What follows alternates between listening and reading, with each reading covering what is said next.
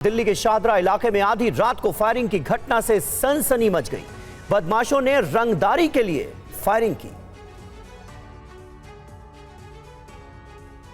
बदमाशों ने दहशत फैलाने के लिए एक घर पर ताबड़तोड़ फायरिंग की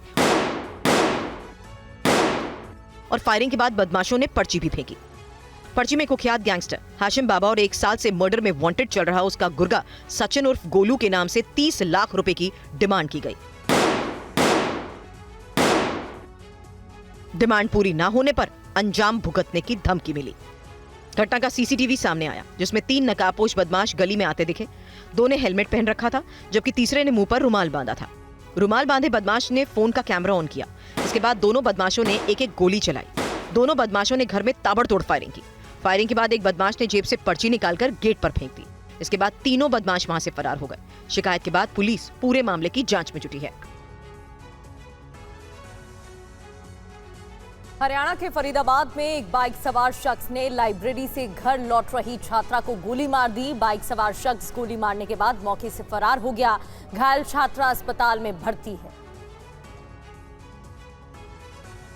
सीसीटीवी वीडियो हरियाणा के बल्लभगढ़ इलाके की श्याम कॉलोनी का है। वीडियो में देखिए, युवक बाइक लगाकर गली में खड़ा है। बाइक के सामने से सड़क के दाहिने साइड से 2 छात्राएं आती दिख रही हैं। बाइक लगाकर खड़े युवक के पास सड़क के बाईं ओर से 3 छात्राएं भी आती दिख रही हैं। जैसे ही ये तीनों छात्राएं युवक के पास पहुंचती हैं, शख्स सड़क पार कर इन तीनों छात्राओं की ओर बढ़ता है। इस दौरान बीच सड़क पर ये युवक पैंट के पीछे से पिस्टल निकाल लेता है और 2 सहेलियों के साथ जा रही नाबालिग छात्रा पर 2 बार फायरिंग कर देता है।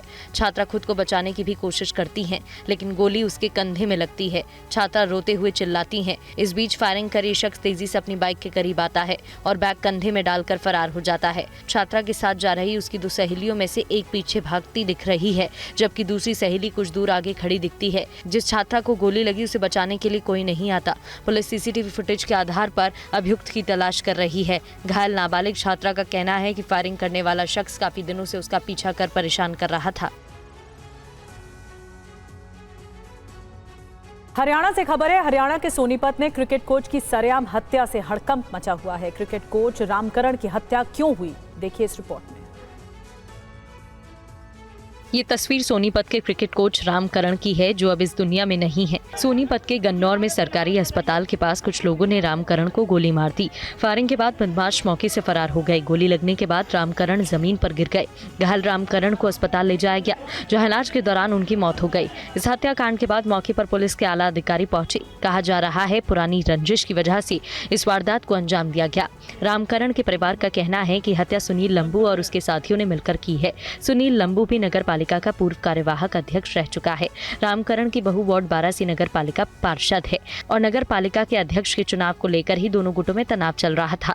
परिजनों की शिकायत के आधार पर हत्या का मुकदमा दर्ज कर आगे की कानूनी कार्रवाई शुरू कर दी गई है। रामकरण नाम का व्यक्ति है और इसकी पुत्रवधू है सोनिया। वो वार्ड नंबर 12 से म्युनिसिपल काउंसलर है। इनका आपस में विवाद चला हुआ था और उस विवाद के चलते हुए सुनील लंबू ने रामकरण को गोली मारी है। गोली उसकी छाती में लगी है। और महाराष्ट्र के अमरावती में जमीन विवाद को लेकर 2 पक्ष आपस में भिड़ गए। इस दौरान दोनों पक्षों के लोगों ने जमकर मारपीट की। घटना अमरावती के बोराड़ा शेत शिवार इलाके की बताई जा रही है, जिसका वीडियो भी सामने आया। तस्वीरें देखिए, कैसे 2 परिवार के सदस्य आपस में भिड़ गए और देखते ही देखते स्थिति बेकाबू हो गई। जानकारी मिलते ही पुलिस मौके पर पहुंची। बावजूद इसके लोग आपस में मारपीट करते रहे। पुलिस को सख्ती दिखानी पड़ी। पुलिस ने लाठीचार्ज कर लोगों को मौके से खदेड़ा, जिसके बाद पुलिस ने स्थिति पर काबू पाया।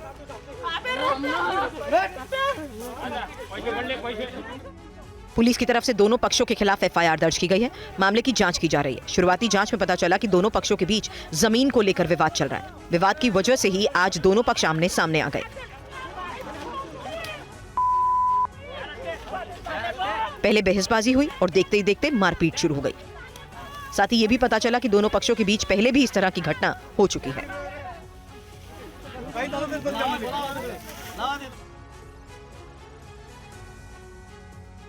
सोशल मीडिया इन्फ्लुएंसर महक परी मुरादाबाद में एक ऑटो चालक से भिड़ गई।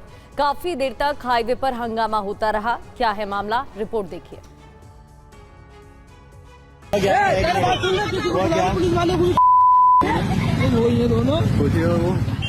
आप देख सकते हैं कि ये महक परी ऑटो से उतरती हैं, तभी ऑटो ड्राइवर के साथ उलझ जाती हैं। दोनों की कुछ देर तक बहस होती है।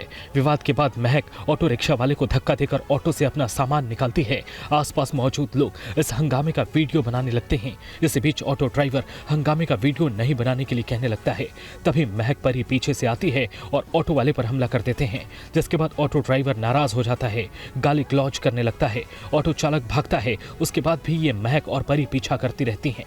कई बार दोनों के बीच मारपीट होती है। कुछ लोगों के हस्तक्षेप के बाद मामला शांत हुआ। विवाद की वजह क्या रही इसके बारे में पता नहीं चल पाया, लेकिन महक परी जहां भी जाती हैं वहां विवाद हो ही जाता है। महक परी अपने विवादित वीडियो की वजह से सोशल मीडिया पर सुर्खियों में रहती हैं। इससे पहले विवादित वीडियो की वजह से महक परी को पुलिस ने गिरफ्तार भी किया था। जमानत पर निकलने के बाद महक परी फिर सुर्खियों में है।